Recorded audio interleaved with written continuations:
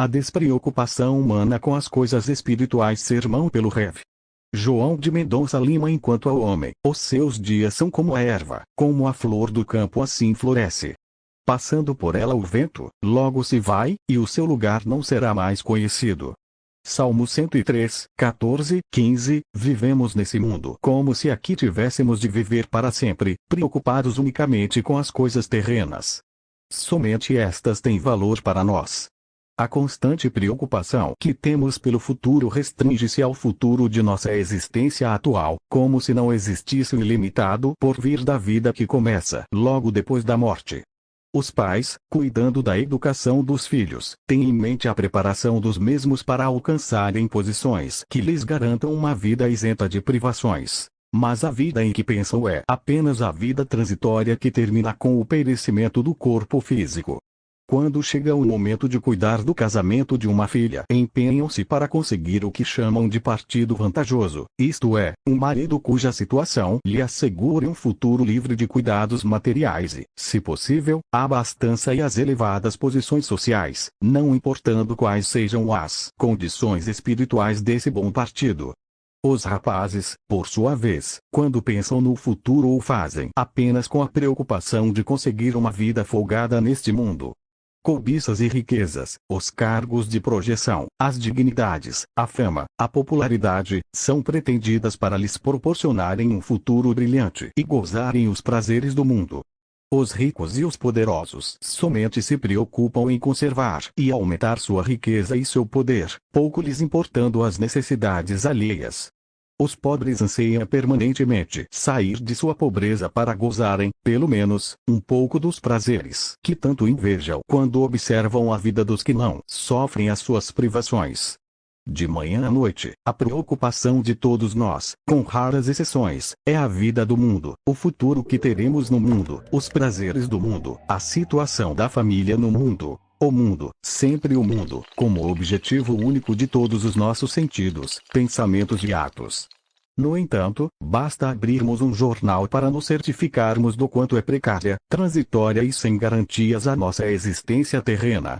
As guerras, as revoluções, as desordens, os terremotos, as tempestades, os desastres de estradas de ferro, de avião e de automóvel, os naufrágios, os acidentes de toda espécie, as moléstias e as mortes súbitas, todas essas vicissitudes, cujas notícias enchem as páginas dos jornais, são outras tantas causas do desaparecimento cotidiano de inúmeras criaturas que daqui partem para a vida eterna, nas mais variadas condições de idade, de saúde, de posição, de riqueza, de miséria, de poder ou de obscuridade. A morte, ceifando as vidas humanas, não mostra a menor predileção por qualquer dessas condições mundanas. Tanto se morre na mais extrema velhice como na maturidade, na juventude, na infância e até mesmo no momento de ingressar neste mundo. Tanto morre o pobre, o miserável, como o rico e o mais poderoso potentado. Tanto se morre, segundo nos parece, depois de termos cumprido nossa missão na Terra, como no pleno fastígio de nossas atividades em posições de direção ou de mando, onde a nossa falta pode causar as mais graves perturbações no meio em que vivemos.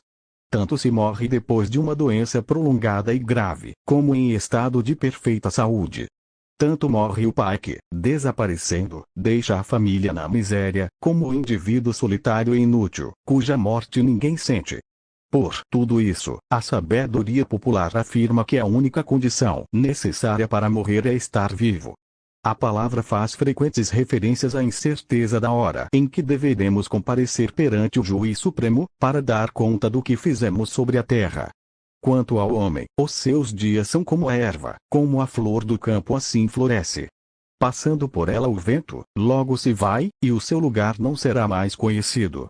No capítulo 24 de Mateus, versículos 36 a 42, encontramos ensinamentos ainda mais claros sobre a precariedade de nossa permanência neste mundo. Daquele dia e hora ninguém sabe, nem os anjos do céu, mas unicamente meu Pai. Vigiai, pois, porque não sabeis a que hora há de vir o vosso Senhor. Marcos, repetindo os ensinamentos de Mateus, nos diz: daquele dia e hora ninguém sabe, nem os anjos que estão no céu, nem o Filho, senão somente o Pai. Vigiai, pois, porque não sabeis quando virá o Senhor da casa. se à tarde, se à meia-noite, se ao cantar do galo, se pela manhã. Capítulo 13, 32 e 35. Lucas, nos versículos 19 a 21 do capítulo 12, nos faz ver a loucura dos que só cuidam dos bens materiais, de que podem ser despojados a qualquer instante. E direi à minha alma: tens em depósito muitos bens para muitos anos. Descansa, come, bebe e folga. Porém, Deus lhe disse: louco, esta noite te pedirão a tua alma. E o que tens preparado para quem será? Assim é o que entesoura para si mesmo e não é rico para com Deus.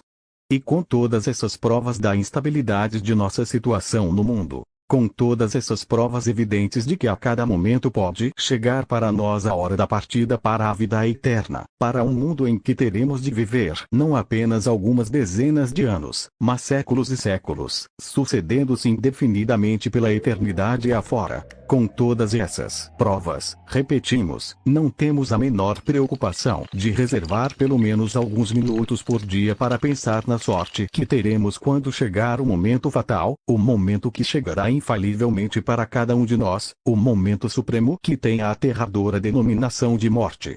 Sabendo que nossa partida para o outro mundo é absolutamente certa e pode dar-se a qualquer instante, entretanto não queremos pensar nisso. É verdadeiramente incompreensível a nossa despreocupação pelas coisas eternas tanto quanto nos preocupamos com as coisas transitórias. Temos o máximo empenho em alcançar uma vida confortável e segura nos poucos anos que passaremos neste mundo. No entanto, não queremos despender o menor esforço para nos assegurar uma boa situação na outra vida que, uma vez começada, não terá mais fim. Quando vamos viajar para um país que ainda não conhecemos, procuramos, com todo o empenho e com a maior antecedência possível, tomar minuciosas informações sobre as condições de vida nesse país, para nos prevenirmos convenientemente de modo a evitar surpresas desagradáveis e as dificuldades e perigos a que poderíamos expor-nos, se lá chegássemos sem os elementos indispensáveis à nossa permanência nessa terra estranha. No entanto, quando se trata da viagem definitiva, não para outro país, de onde podemos regressar quando quisermos, mas para um outro mundo, onde teremos que viver eternamente, não sentimos o menor interesse pelo preparo indispensável para que tenhamos uma situação feliz nesse mundo. Vivemos despreocupadamente a esse respeito, como se essa viagem não fosse um imperativo absoluto a que não podemos fugir e da qual jamais regressaremos. Antes de examinarmos as causas dessa insólita e absurda despreocupação, convém deixar bem claro que não há mal algum em nos preocuparmos com o nosso bem-estar, nosso conforto, a nossa segurança na vida transitória e limitada que teremos neste mundo. Não há mal algum em querermos gozar os prazeres do mundo e nos esforçarmos por evitar os sofrimentos e privações que tanto afligem os homens na terra. O mal está no exclusivismo dessas preocupações. O mal está em que, preocupando-nos com as coisas transitórias, nos deixemos por tal modo absorver por essas preocupações que não nos sobra tempo algum para pensarmos nas coisas definitivas e eternas da outra vida.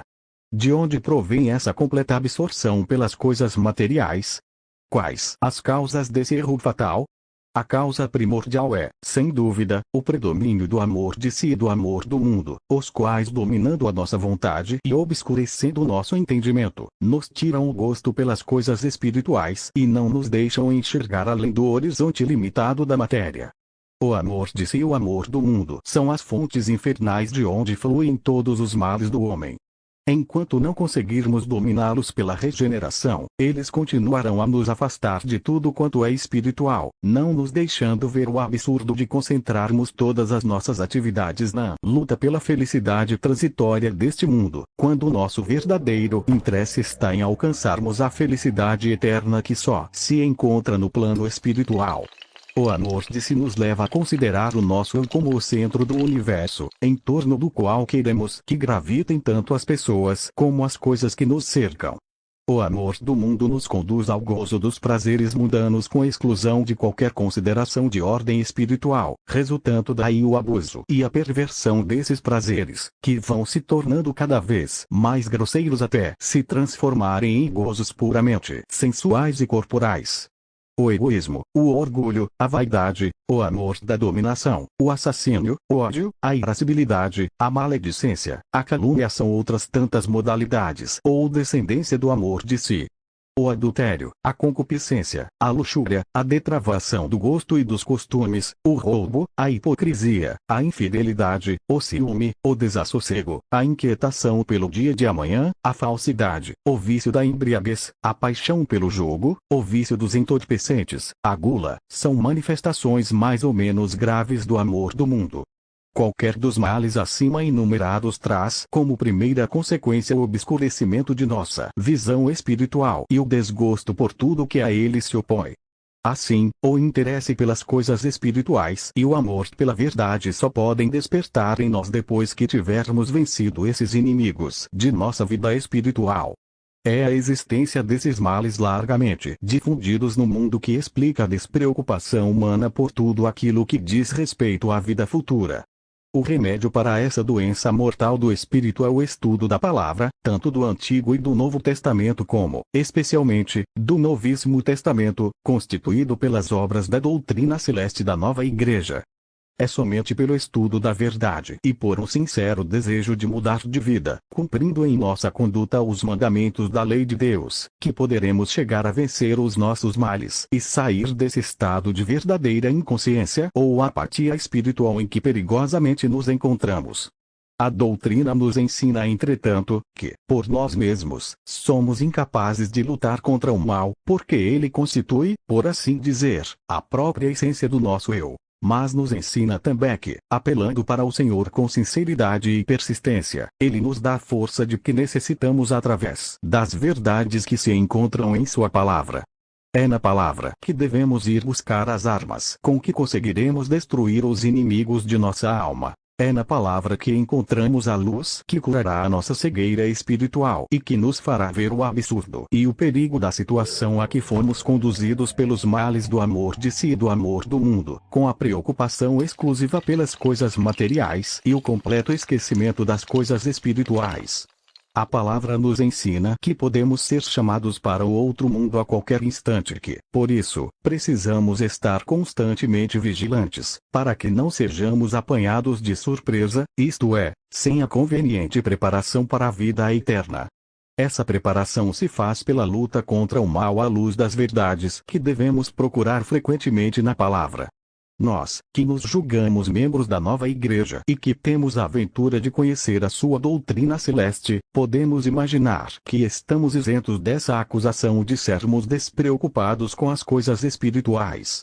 Infelizmente, porém, assim não acontece. Nós também somos seduzidos pelos prazeres do mundo e temos a tendência para esquecer frequentemente a existência da vida futura e para nos deixar absorver pelas preocupações mundanas.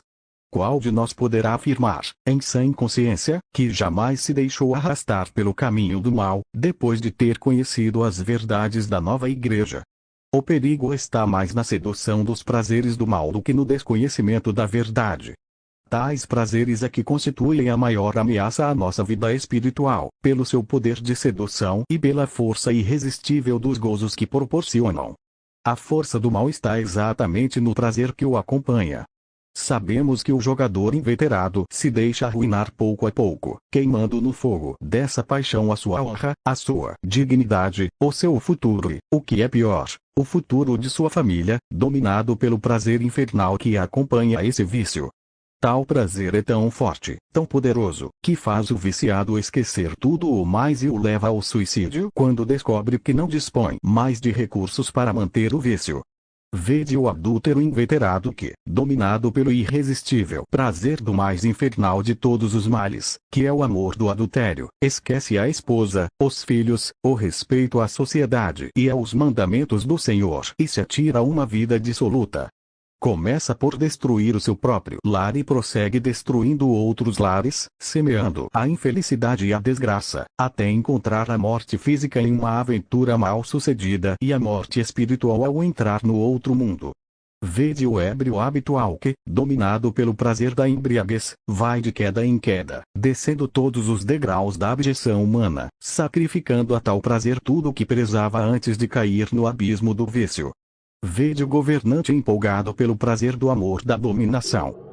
Ele sacrifica no altar desse prazer a vida de seus concidadãos e a dos filhos dos países vizinhos, contra os quais se atira em implacáveis guerras de conquista, matando, ferindo, desgraçando milhões de criaturas humanas, e destruindo, incendiando, pilhando as suas riquezas, os seus lares, as suas obras de arte, sem a menor sombra de remorso e sem pensar que, de um momento para outro, será chamado pelo Senhor para prestar contas dos malefícios que espalhou para a satisfação única do prazer diabólico que o empolgou.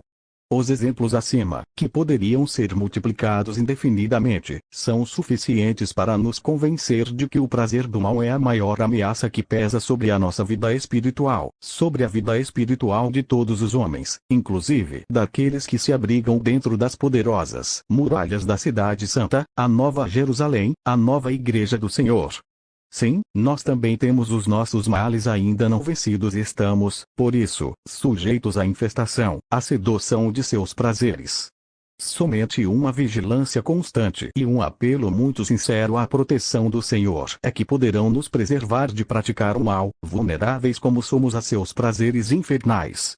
Ponhamos, pois, de parte todo o orgulho, toda a vaidade de nos considerarmos acima do poder do mal e supliquemos humildemente do Senhor que não nos induza à tentação, mas nos livre do mal, porque dele são o reino, o poder e a glória para sempre.